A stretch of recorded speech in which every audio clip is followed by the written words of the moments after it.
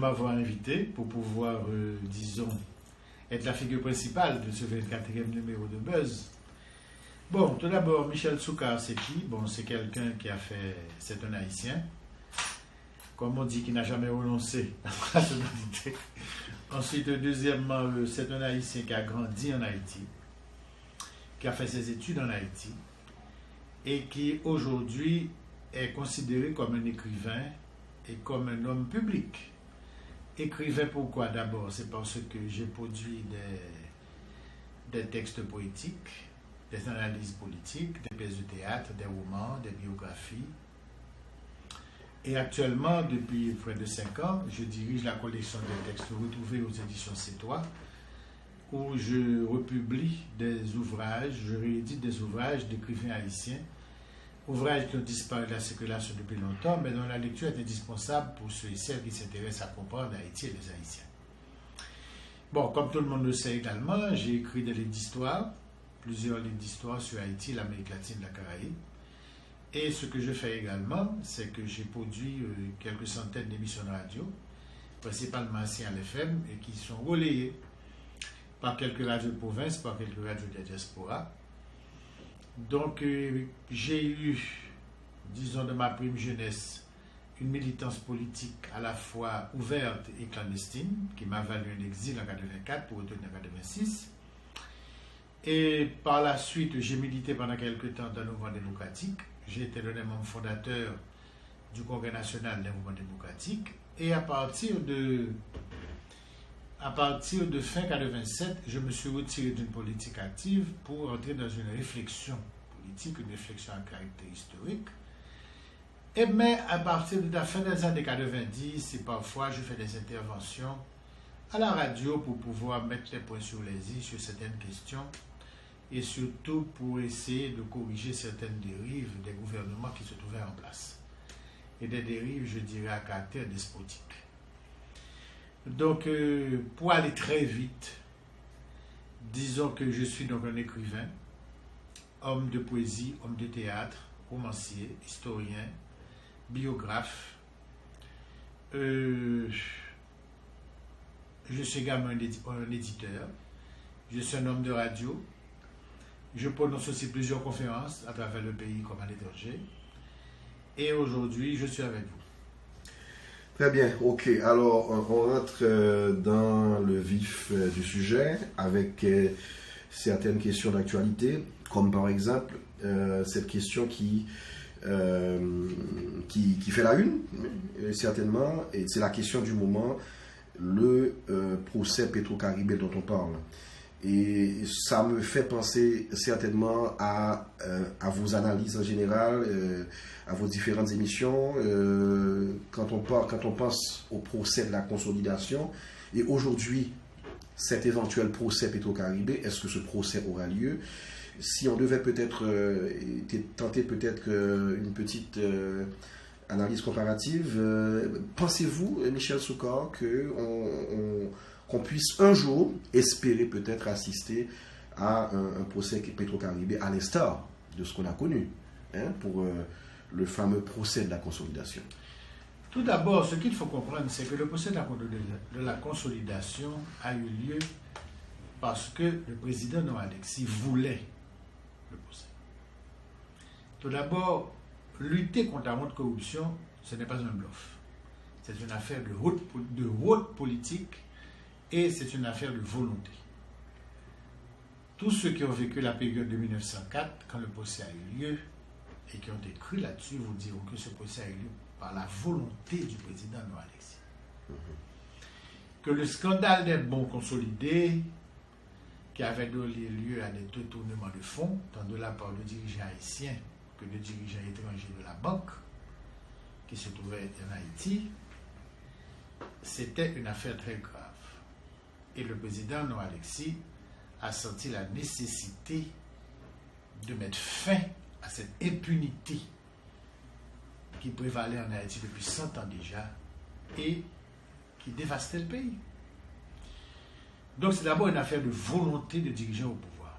Bon, naturellement, comme d'habitude, on lui a reproché que c'était de la persécution politique. Oui. Et vous voyez que c'est une expression qui vient très souvent. Tout à fait.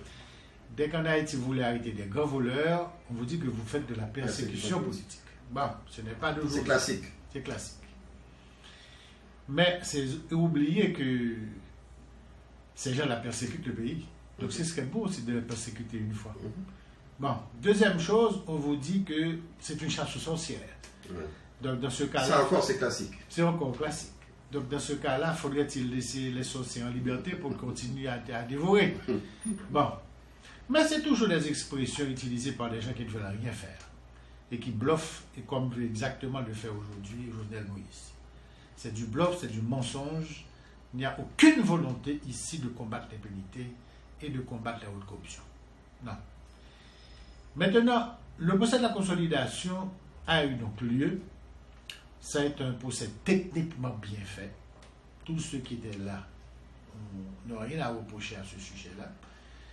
Même les étrangers qui étaient venus assister, parce que vous savez qu'il y avait des Français qui étaient jugés également, le directeur de la banque, ils ont dit que toutes les choses avaient été bien faites. Bon. Maintenant, ce qui est arrivé par la suite, on vous dit toujours ça n'a servi à rien, parce que beaucoup de ceux qui ont été condamnés sont devenus présidents par la suite. C'est Sinatus Lecomte, Ken Auguste, Wilbert Guillaume ça. Pourquoi? Eh bien, c'est parce que, au-delà de la volonté du président d'Haïti à l'époque, Alexis, est-ce qu'il y avait une volonté du corps social de vraiment remettre en question ce système reposant sur la corruption? Tout s'était arrêté au niveau de la volonté présidentielle. Donc le système n'a pas été remis en question. Il fallait aller plus loin, il fallait réformer le système judiciaire, réformer le système pénitentiaire, faire une réforme profonde dans ce pays, ce qui n'a pas eu lieu. Des nouveaux voleurs ont remplacé des anciens voleurs et des anciens voleurs sont revenus en fonction. La preuve est bien grande. Si vous condamnez un cas d'Auguste, vous dites qu'il est un voleur. C'est ce que vous avez dit dans le procès de la consolidation. Et par la suite, c'est ce même président Noël Alexis qui fait appel à ce même cas d'Auguste qui sera son dernier ministre de l'Intérieur et de la police. C'est une contradiction extraordinaire. Donc ça veut dire que vous avez défait de la main gauche ce que votre main droite a fait. Pourquoi? Parce que le système n'avait pas été remis en question, on s'était arrêté à la surface. Mais pouvait-il maintenant ces gens entourant Noël Alexis remettre le système en question? Non. Parce qu'en Haïti, ça a toujours été la politique de l'autre, toi que je n'y mette.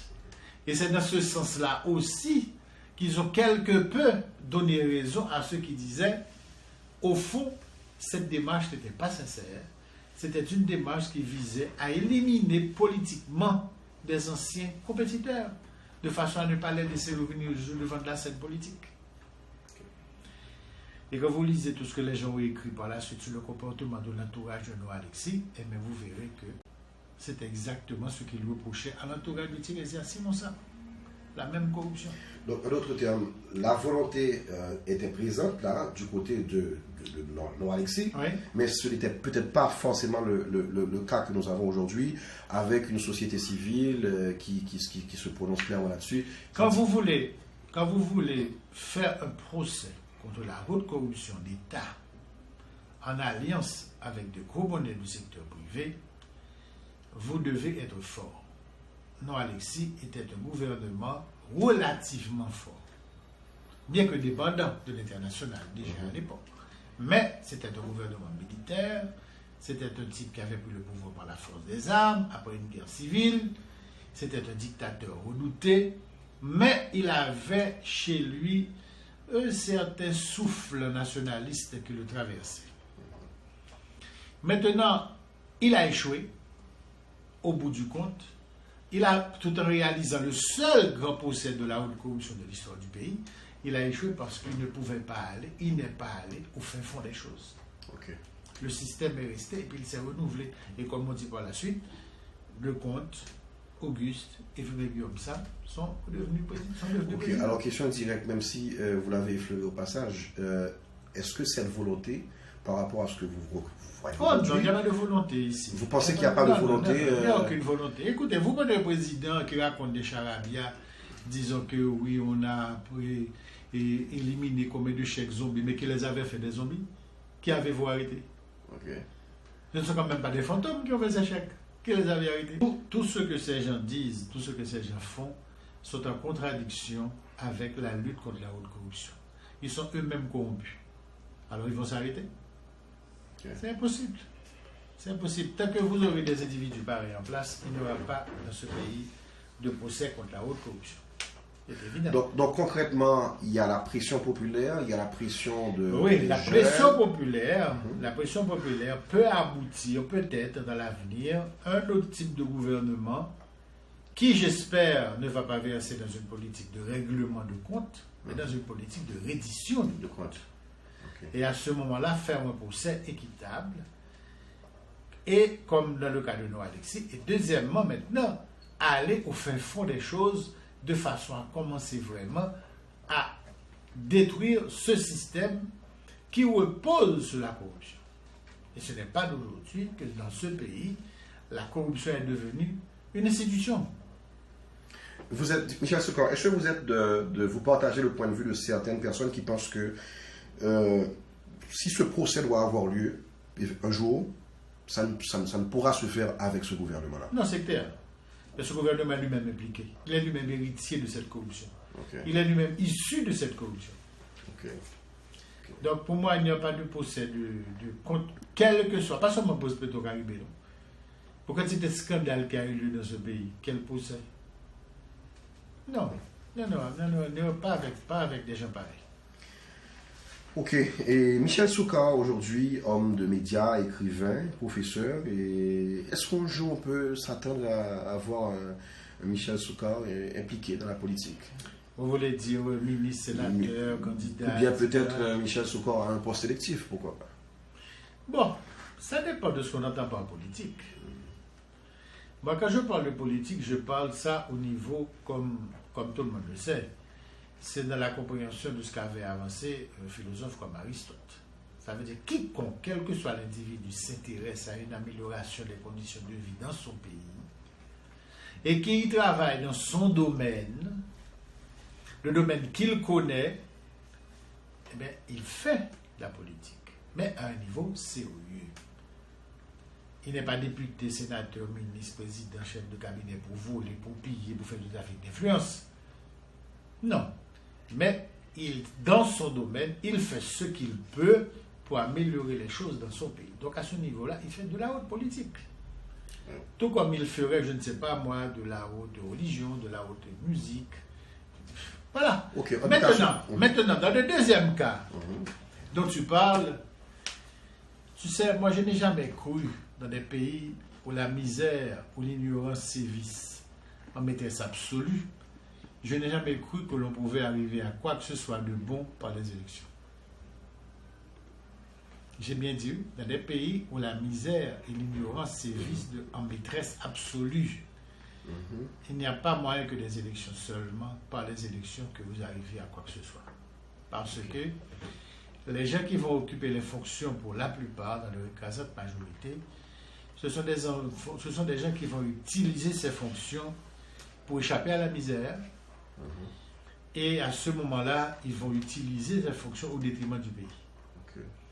Et même quand, individu honnête, bien intentionné que vous êtes, vous arrivez député, sénateur, même ministre, président, vous êtes prisonnier. Vous ne pouvez rien faire. La quantité de gens que j'ai vus depuis Duvalier qui étaient arrivés députés, sénateurs, après, c'était des gens honnêtes, mais qu'est-ce qu'ils ont pu faire? Ils ont eu la majorité contre eux. Écrasante majorité. Ils avaient peut-être 2 ou 3 personnes comme eux dans l'Assemblée, mais ils étaient excessivement minoritaires. Parce que dans les pays où la misère et l'ignorance sont maîtresses absolues, la politique est la première industrie. Et l'État est seul employeur.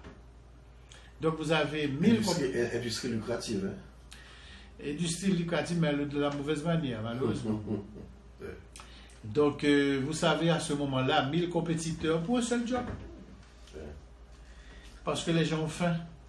Et ça prête le flanc à toutes sortes de corruption. Voilà, et à ce moment-là, pour eux, la seule solution, c'est de se battre pour aller manger à la mangeoire de l'État. C'est tout. Mais qu'est-ce que vous allez foutre là? Maintenant, si vous me dites que vous vous organisez pour un chambardement en profondeur, de façon à ce que pour des réformes profondes, je vous dirais que ce n'est pas par les élections qu'il faut passer. Il faut passer par une autre voie. Je regrette.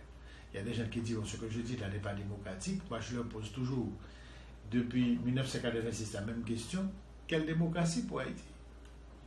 Si vous parlez de démocratie, que c'est qu'avec 2 S, ça veut dire tout le monde dans la classe, eh bien vous y êtes déjà. Okay. Mais si vous parlez de démocratie avec un T, le pouvoir pour la majorité, pour le bien de ce pays, etc., je vous assure que ce que vous avez là ne s'entraînera que davantage dans l'échec. Ok, donc c'est pas par les élections justement qu'on peut avoir, qu'on peut aboutir. Non.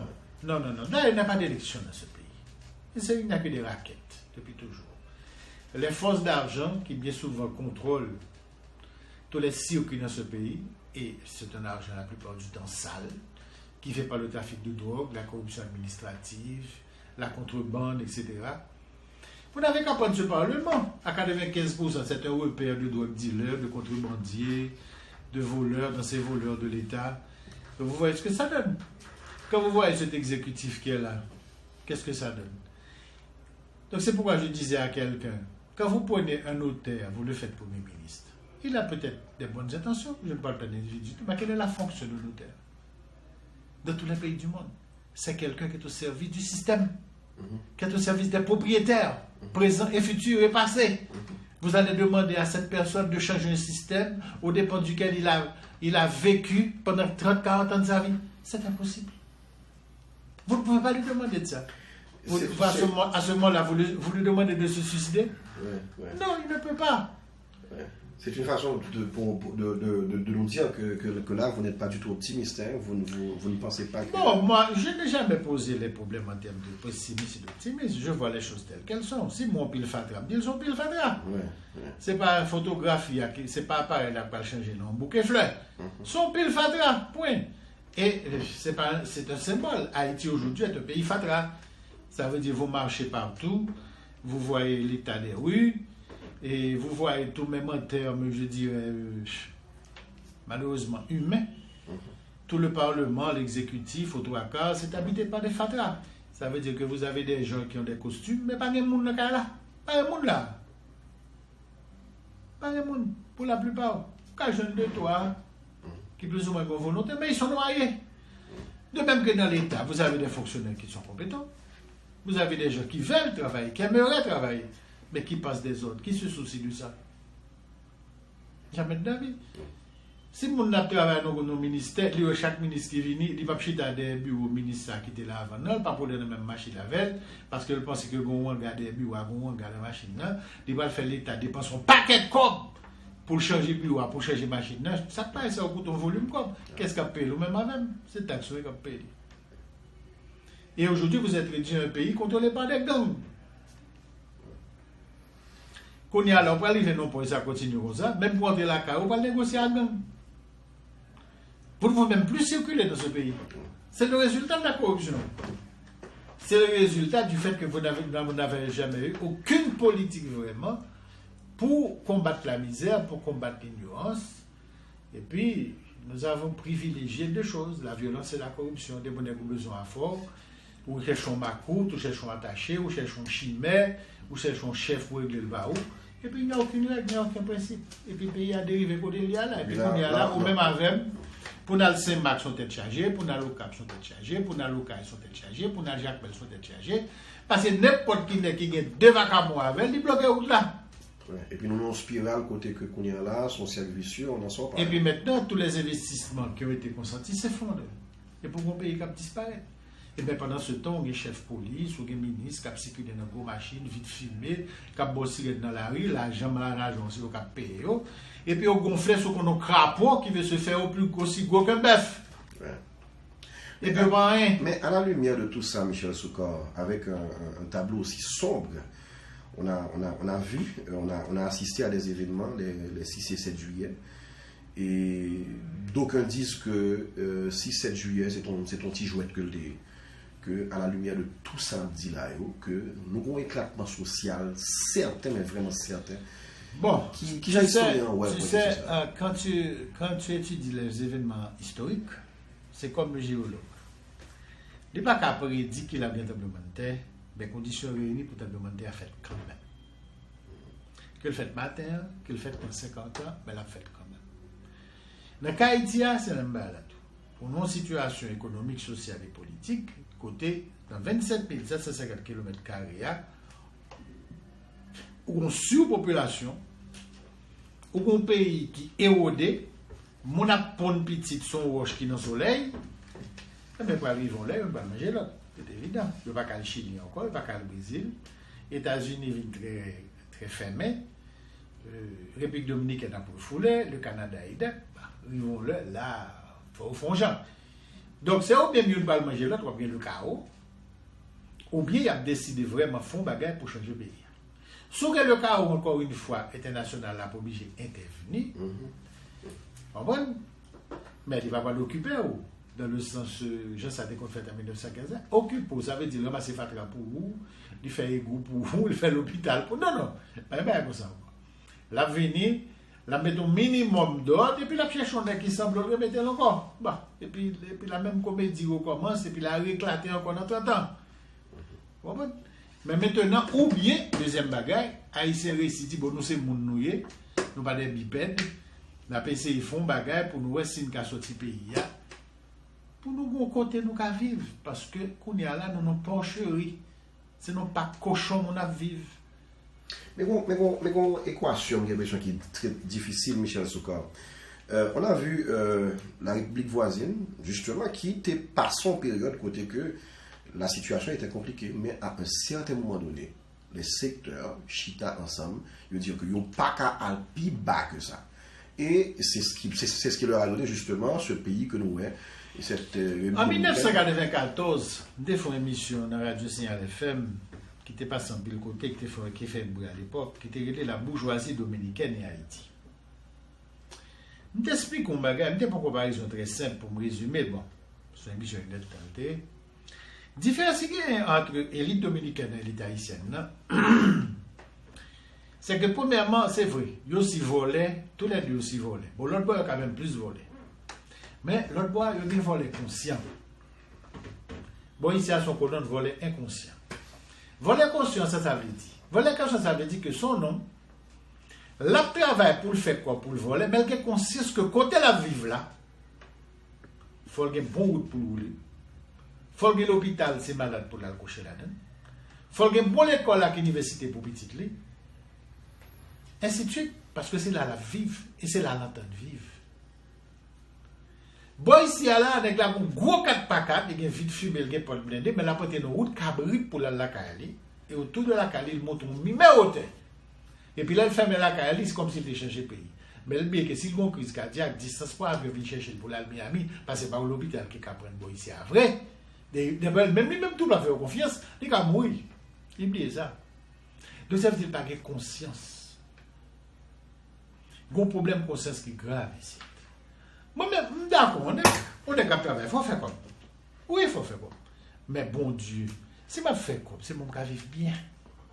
Ça veut dire quoi? Si je décide que pour me sentir bien, il faut me Mercedes d'écrit, mais qui route va rouler là? Expliquez-moi. Bah ouais, où dans le pays d'Haïti? Si je fais un accident, dans quel hôpital je vais coucher? Là, je vais mettre petite à l'école. Chaque matin, il faut me taper 2 heures de temps bouteillage, chaque soir 2 heures de temps, je vais chercher le tout, et puis là, fini. De qui université moi mettez? Bon, mettons que je pour Union School, c'est français, qu'est-ce qu'il y a? Et puis après, on a pays côté 85%, c'est dans le même privé à l'école là. Si est-ce que dans l'État, on sait aussi clair, pas mes petits là, ce qui est évident. Il n'y a pas qu'à fonctionner. C'est ça que fait entendre les sénateurs te disent qu'il faut l'école privée au BC frère. Moi, je ne vais pas demander. Ou qui pas fait peur d'abord. Ou ces sénateurs ou ces hommes d'État, à demander pour qui ça, dans le pays ça, depuis 40-50 ans, 85% de l'école privée liée. C'est parce que c'est même l'État ça qui crase l'école par lui. Pour qui ça? Avant Duvalier, on est que lycée Pétion, il n'y a pas de paix. Aucun élève, ni Saint-Louis, ni séminaire. Ça crive là. On est que lycée Toussaint, il n'y a pas de paix. Aucun élève, ni Saint-Louis, ni séminaire. Bon, ben, qui arrive dans le pays. Donc, ce n'est pas secteur privé à pouvoir dire, il faut le baisser, il faut le baisser. Non! Mettez l'autre dans le devoir d'abord. Mettez l'autre la caille et pour un point. qu'au fur et à mesure, dans 20 ans, dans 30 ans, gros monde en termes de quantité, il y a retourné dans le lycée. Donc, maintenant, individu ça de l'argent, qui n'a drogue, qui n'a contrebande, qui n'a volé l'État, qui n'a toute qualité causée, il y a le même comportement en ce domaine. Haïti sont comptoirs. C'est quoi bien l'affaire. Mais le bien c'est que quand même c'est là la vive. Même s'il a passé vacances bien chaque mois, même s'il réside de secondaire en Europe, mais c'est là le passé la plupart du temps, parce que c'est là pour faire comme lui. Ok. Mais je ne vais pas finir formuler, je vais aller abonder. Je l'ai dit tout à l'heure, quand j'ai fait la comparaison, par exemple, qui genre que Saint-Domingue, à un certain moment donné, que tout le monde est ensemble. Équation, ça, pour moi-même, Michel Soukar, je ne sais pas partager point de vue, c'est une équation qui est presque impossible pour Haïtiens capables de chiter ensemble. Déjà, à chaque fois que, je pense à Tionel DLP avec cette fameuse conférence nationale qu'il a. Bon, pour la vérité historique, le poil c'est chiter ensemble. Déjà, en général, il y a des a priori. Je ne pas chiter avec un tel. Est-ce que ça, là, maintenant, on peut espérer un jour que dans ce pays, je ne parle pas d'une forme de dialogue national, entre guillemets, mais un vrai dialogue où tous les secteurs peuvent s'asseoir ensemble et dire, mais qui pays que nous souhaitons gagner? Vous connaissez, leur poser des questions, comme ça, vous fait me songer, comme toujours dit, quel que soit le monde qui veut comprendre Haïti et Haïtien, vous avez 50 000 livres pour lire. Vous avez un grand livre qui a été écrit par M. Placide David, qui est l'héritage colonial en Haïti. L'homme, les livres, ça, vous comprenez tout ça crivé Haïti depuis le fait là jusqu'à nos jours. Tout héritage, on va parler là, tout cet art, tous ces problèmes, des esprits de division, des despotismes, de toute bagaille, cette impossibilité pour aller s'échiter ensemble pour le faire bagaille, je explique de tous côtés le sortir.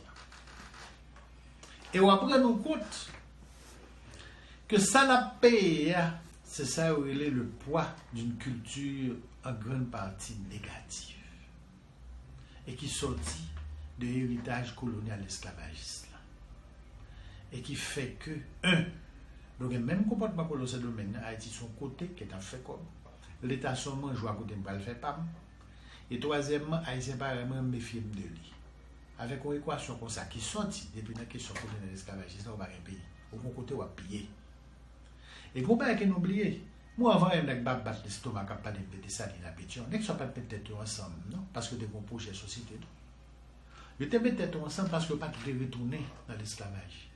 Ils pas de vouloir l'éclair au chambre de fusil. Ils pas de vouloir dans l'exil à Madagascar. T'es une motivation commune, t'es une cause, c'est pour ça que Haïti n'est pas de projet. Haïti est de refus.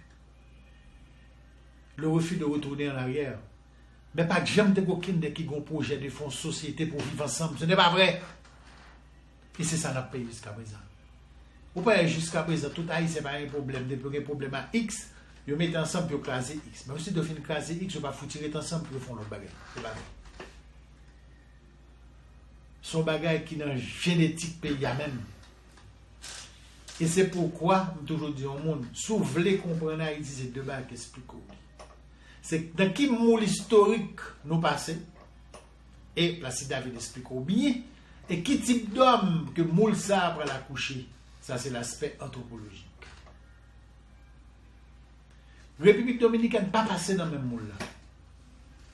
Parce que ça que la République dominicaine, pas aussi dur comme colonialisme, esclavage qui a été gagné n'était même pas l'esclavage. Vraiment, c'est une sorte de domesticité.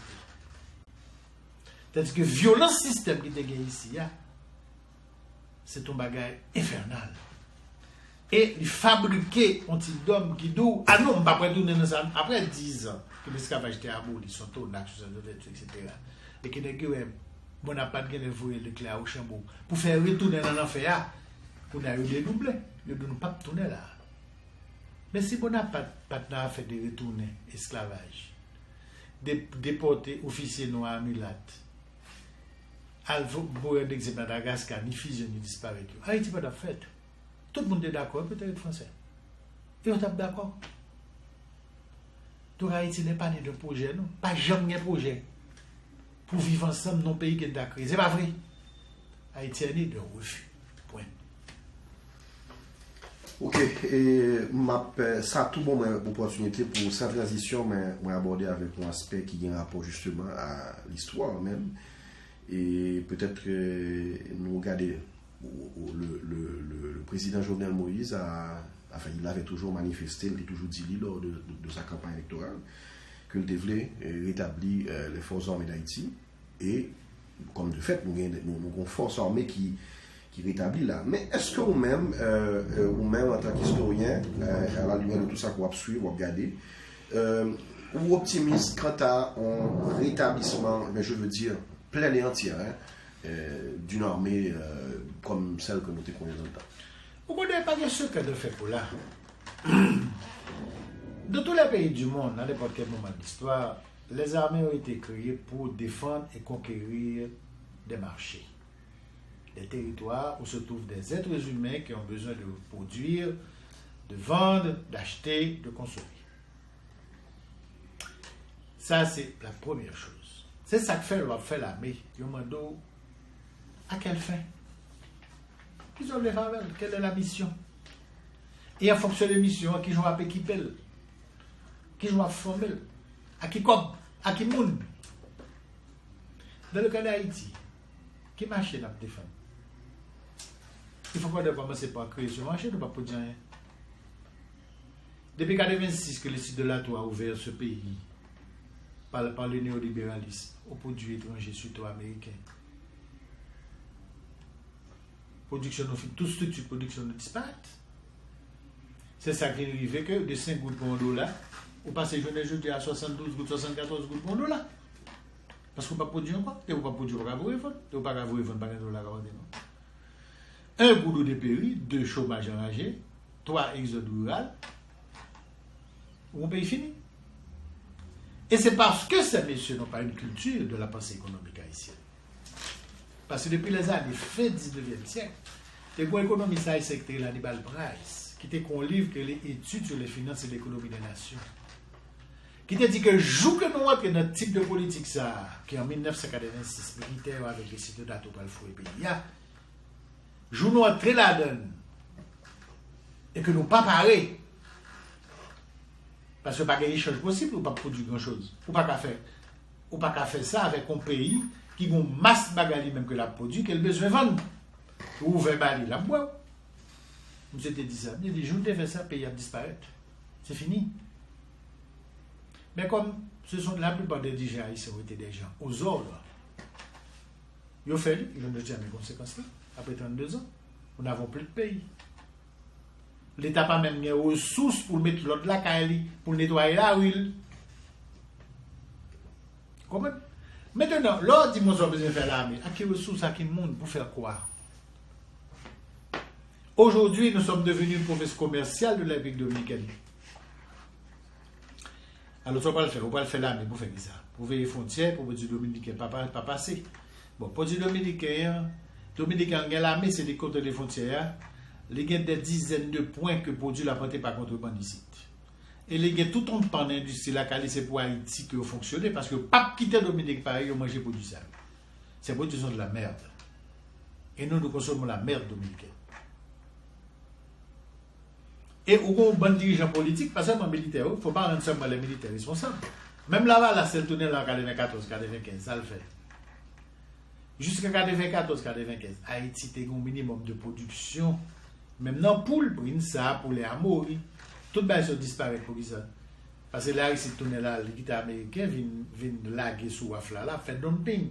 Avec qui ça? Zoré cochon, pied poule, zèle coden, etc.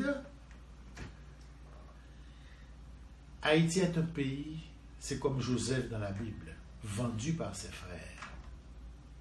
Toute grande puissance à travers l'histoire des fenêtres. C'est clair.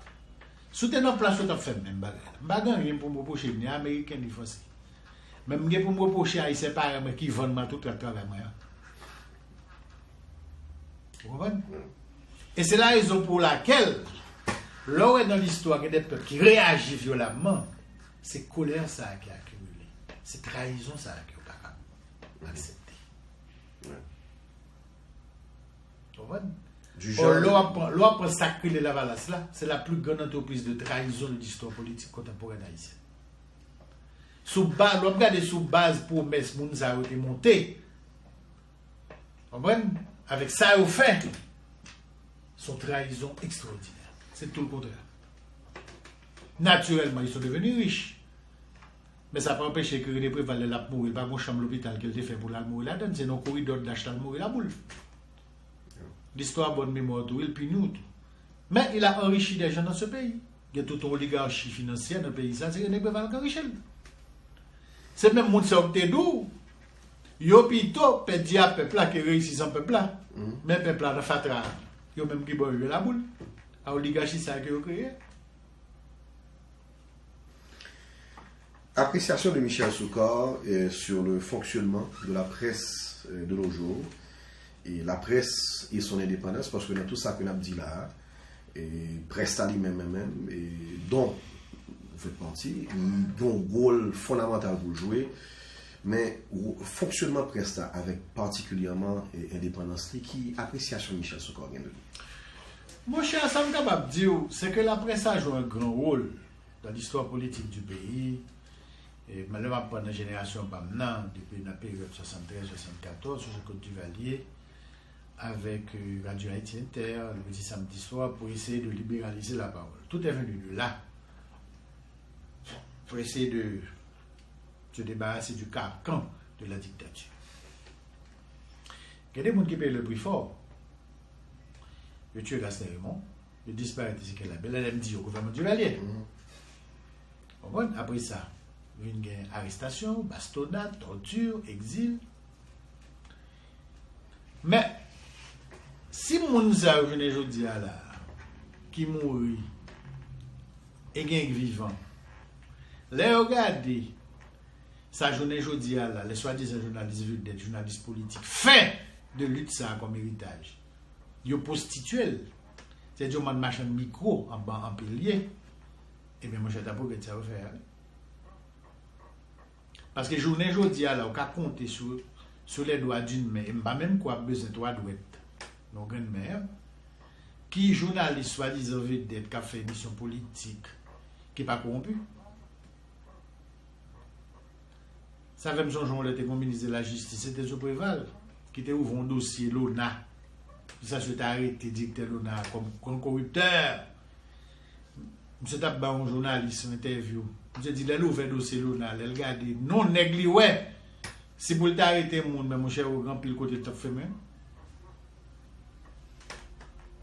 Alors maintenant, on regarde ça. On dit que, vous comprenez pourquoi. Public là lui-même, monde qui gagne comme pour payer sponsoring, qui gagne comme pour payer publicité. Qui ça vous fait? Vous entendez des gens qui ont fait sensationnalisme. Mais les vrais problèmes ne sont jamais posés. Parce que les gens tout fait partie du problème. Ils font partie de la solution. Il n'y a plus qu'aucun sec dans le pays aujourd'hui. Là, c'est comportement une bonne partie de presse là. Parce que bien souvent, on a dit parlement pourri, exécutif pourri, et qu'on passe dans le secteur privé à pourri. Alors, le monde se disait, voilà, quand il l'a donné, donc, c'est ce regard que je sur Mounzaro. Et m'a dit que malheureusement, il y a une complaisance en série de gens qui attendent, alors que pour la plupart du temps, c'est menti à tout. Si tu as bien procès contre diffamation dans le pays, on n'en finirait pas. Et c'est vraiment en avant. Question sur certains que vous-même, en tant qu'écrivain, ou bien appréciation pour ça et tout. Avec les technologies aujourd'hui, nous avons tout un phénomène, tout un mouvement côté que, et nous-mêmes, nous avons tendance à croire qu'il y a des supports pratiquement qui disparaissent, hein, et avec l'électronique, avec la technologie. Et est-ce qu'on pensait qu'un jour que les technologies eux-mêmes, que l'Internet en particulier, est capable de provoquer disparition de tout support en dur, même peut-être même des habitudes même que en pile monde que les jeunes qui ont marché, puis dans la bibliothèque, ils ont partagé des livres. Et qui j'en aspect ça, Michel Souka? Pas que la disparaît. Il a réduit. Là, tu crois qu'il y a des gens qui l'a qu'on a e-book, qu'on a fait recherche sur ordinateur. Mais le support papier l'a prêté là, vraiment. L'a prêté. Parce que son amour qui transmet de génération en génération. Je vais regarder qu'on a des gains. Je vais regarder pas qu'on y a seulement, même dans la génération pas maintenant. Alors que moi-même, moi grandi sous Duvalier. Moi, époque dans Duvalier, sous Duvalier père François, l'on a écouté mon livre dans mon comme jeune garçon, on mérité mourir. On livre, on mérité mourir parce que là, c'est communiste. Et sous que Duvalier, l'on apporte nos livres, il faut regarder ce pape sur vous. Pour que vous ne pas regarder qui, il faut pas acheter. Vous comprenez? Mais aujourd'hui, je vois beaucoup de jeunes qui sont intéressés à livres. Il n'y a jamais eu autant de foires, de livres, de ventes de signatures, etc. Je regarde dans les écoles, tout, l'école de femmes pile effort pour mettre une bibliothèque sous pied. Déjà, à travers le pays, je voyais des enfants de 6 ans, de 7 ans, de 8 ans, de 9 ans, qui ont fait classe de lecture pour eux. Donc, ce n'est pas une tradition qui a fini facile. Parce que le livre, le support papier, il a un plaisir qu'on ne peut pas joindre dans l'ordinateur. Et il permet une réflexion que l'ordinateur n'a pas permis. Vous comprenez? Parce que l'ordinateur, dans un pays comme Haïti, c'est déjà un luxe.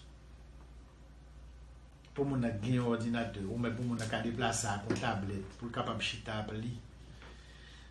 Tandis que le livre là, il y a un prêté dans la bibliothèque de l'école.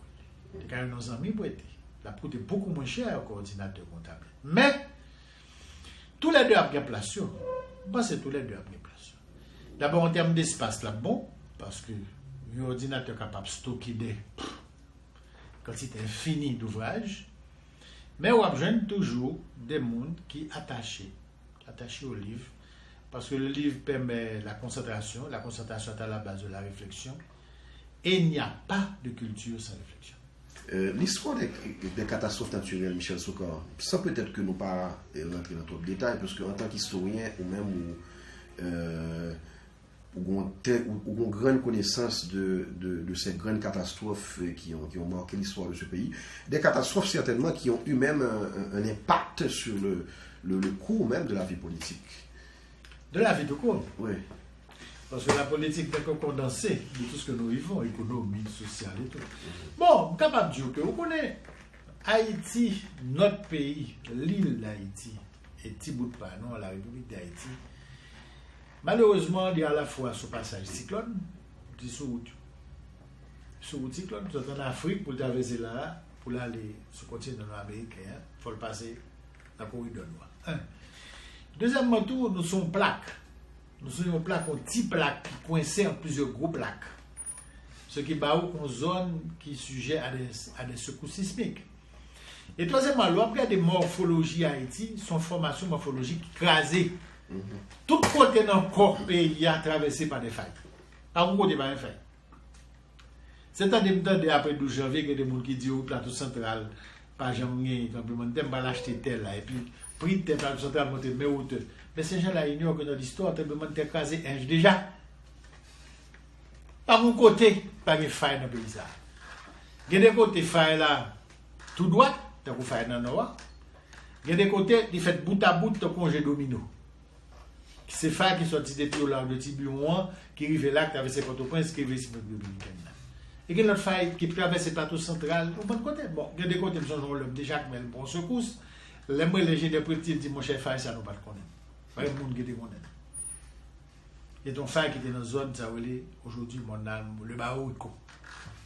Bon, alors, c'est pour te dire, maintenant, nous avons une zone donc qui est sujet à catastrophe naturelle. Cyclone, inondation, tremblement de terre. Maintenant, dans l'histoire, depuis la période indienne, toujours que tremblement de terre, Indien, vous dites, mais il surtout comment c'est qu'un Dieu qui est en colère, on voit une bonne base. Maintenant, dans l'histoire que nous connaissons, mon Dieu, ce pays est traversé par des tremblements de terre. Par exemple, Alexandre Pétiot et Timoun, Tibébé dans le berceau, les tremblements de terre depuis Port-au-Prince. C'est bon là qu'elle courir pour un bébé avec son tavel. C'est comme c'est à mourir bébé. Dans les pays datent. Nous dans l'année 1770. Deuxième gros tremblement de terre pays après tout, c'est le tremblement de terre 7842 au Cap. que vous dit, vous pensez que tu as 8 points de magnitude avec tsunami. L'autre gros catastrophe naturelle, le pays apprend tout. Pour cyclone, c'est pas parler. Il y en a plus gros, c'est Hazel, sur Agua, 54. C'est pour une fois, Hazel tellement fait des dégâts. C'est pour une fois dans l'histoire que Haïti pas obligé d'accepter des cargaisons d'aide alimentaire. Parce que dès qu'on produit assez manger, pour leur catastrophe dans l'autre zone de Caraïbes, nous voyons manger bas. La République dominicaine. On a des cyclones de détruire Santo Domingo, c'est nous qui devons reconstruire là. Donc, si on vient de faire pour nous en octobre 2010, là, ils remettent nous ça qu'ils ont fait pour eux. Bon, maintenant, tu as eu la catastrophe du tremblement de terre du 12 janvier, mais étant donné que nous n'avons aucune gestion du territoire, nous n'avons aucune politique d'aménagement, une politique de défense, de code de construction qui est respecté, les pires catastrophes restent à venir. Qui s'est changé au niveau de Port-au-Prince de ces environs, sur tout parcours, côté Genli, Tiburon, passé là. Hein? Que t'as pour le nord, n'en parlons pas. Et les mêmes les capigales, parce que, pas oublier, son faille qui est tout droit. Ça veut dire, quel que soit côté de frapper sur faille là, il y a une vibration qui poursuit. Bon, maintenant, il y a des gens qui pensent de ce que il y a 2-3 petits secousses. Ça veut dire que plus gros secousse, n'a pas fait de secousse, c'est pas vrai. C'est pas comme ça fait dans la sismologie. Ou elle bat une secousse 5.9, après ça elle bat une réplique 5.2, après ça elle bat un petit 3, 4. Ça ne veut pas dire que c'est énergie qui a dégagé, donc la baisse. C'est pas vrai. Pour ça t'as fait, faut gagner des milliers. Des milliers de secousses sur toute faille là de 5.9, de 5.2. Pour t'épargner nous, un tremblement de terre majeur de magnitude 8 et possiblement avec tsunami. Dépendamment de côté le fait. Donc c'est pour te dire qu'en termes de catastrophe naturelle, dans le nord seulement, le pire n'est pas encore arrivé. Mais il y a des gens qui font ça capable pour aider les populations, pour prévenir, pour faire l'éducation, mais en politique sérieuse, pour que j'en fais. On a le cap qui sont une ville qui tourne pas cochon. On a le de même gens. Les gens ont bâti. J'ai oublié. Si ça t'a fait, mon frère, même ceux qu'on n'a pas capoté vers nous. Parce que le pays après le tournant, ville après le tournant, véritable cimetière. Les rues sont étroites, les maisons sont mal bâties. Qui j'en parle là? Son grand baroque capable de faire, c'est des blés pour retirer des combats cadavres. Voilà. Qu'est-ce qu'on n'a pas. Qui question peut-être que nous pas abordé avec Michel Soucar ou même où tu as souhaité peut-être en guise de conclusion et aborder avec nous? Bon, qui ça m'a fait d'autres? Qu'est-ce qui pour j'aime rien? Bon. Un écrivain a toujours des projets, parce qu'un écrivain est toujours le futur auteur de livre qu'il aimerait écrire. Bon, quel que soit son écrivain, il toujours fait mieux, fait d'autres. Bon, bien sûr, à ce point de vue-là, il y a des projets en termes d'édition tout. Et nous avons travaillé sur d'autres auteurs. Par exemple, nous avons travaillé sur des mondes qui étaient écrits dans la période d'occupation américaine. Nous allons éditer.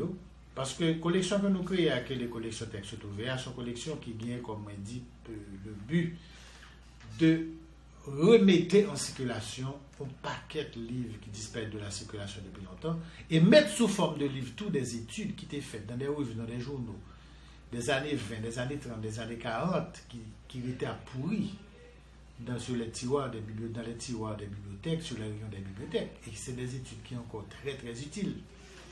Donc c'est dans ce sens que dans 4 collections, ça nous publie déjà plus d'une vingtaine de titres. Nous publions pour les Jussan, Bryce Massir, mais Rosalvo Bobo, Joseph Joly, Bois, Placide David, Frédéric Marcelin, Paul Dormois, Ducis Viard, etc. Donc nous allons continuer et tous dans ce sens-là, il faut remercier vraiment certaines institutions publiques comme privées qui accompagnent nous en termes de sponsors, parce que nous ne pouvons pas faire ça sans eux. Parce que ça pas un gros travail. Il faut lire tout le livre, il faut sélectionner ce qu'on veut, il faut faire taper, il faut corriger, il faut faire texte présentation, il faut imprimer. Donc c'est un gros travail. Et nous souhaitons qu'à l'avenir, on est capable de faire autre chose. Et ce travail qui permet nous tout, si on regarde pour nous connaître dans le pays, montre des niveaux, qui niveau paysage, on ne connaît pas 5 librairies dans le pays, surtout des territoires ici. Pas 5 librairies. C'est-à-dire librairie qu'on gagne, c'est considéré dans Port-au-Prince, avec Pétionville. 3 ou 4, pas plus.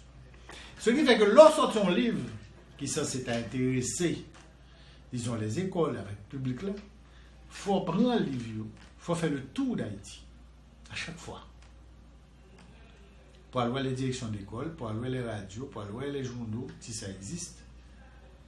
Les bibliothèques publiques, heureusement, ou bien des réseaux de bibliothèques publiques, par exemple, ou bien la CLAC, le Centre de lecture d'animation culturelle de la Direction nationale du livre, ou bien réseau focal, ou bien les réseaux d'alliance française. Heureusement qu'on gagne ça à travers le pays, avec les réseaux de bibliothèques nationales, de manière à ce que, ou joignent des mondes, effectivement, qui chita dans la bibliothèque, des jeunes, c'est ça qui est encourageant, qui ont fait l'étude. Mais si que ce n'est pas au cas pour dire voici, il ne pas même connaître qu'elle existe. Il y a quand dans la radio, on va parler de l'IA, il n'y a pas de moyen pour nous accéder. Ce n'est pas pour là. Il y a des gens qui croient que l'éducation coûte cher. C'est vrai. Et bien dans ce cas, nous avons déjà essayé l'ignorance, nous avons des manières. Donc on investit dans ça pour investir, de façon à ce que pour nous sortir dans les côtés négatifs de culture noire, qui mettaient trop méfiance entre nous, qui développaient la carrière, une mentalité magico-religieuse, toutes bagailles sont question des diables, de ceci, de cela, qui fait que les hommes ne pas qu'à mettre de leur destin ici. C'est ça, me pense. Ça a été un plaisir, Michel Soukar. Merci. Pour moi aussi.